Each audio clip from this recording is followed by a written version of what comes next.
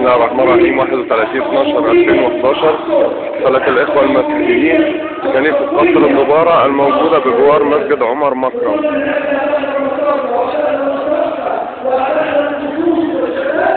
وكل الشعب نصلي أن نوصلنا جميعا روحا واحدا، لأنك تقيت روحا واحدا وهو روحك القدوس يا سيدي.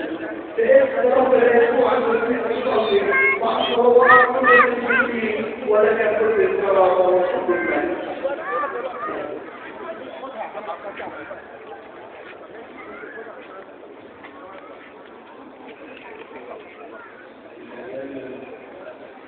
شاشة على العرض من داخل الكنيسة معروضة في الشارع وسط إخواننا المسيحيين.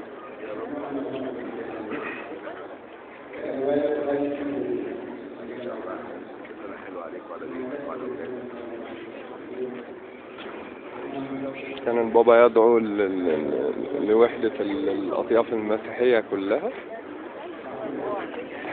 تحت شعار وراية حب مصر.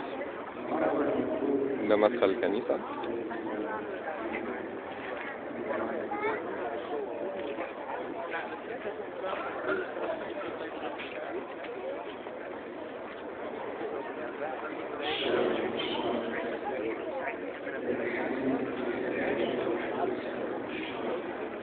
طبعا المسلمين بيشاركوا المسيحيين الاحتفالية.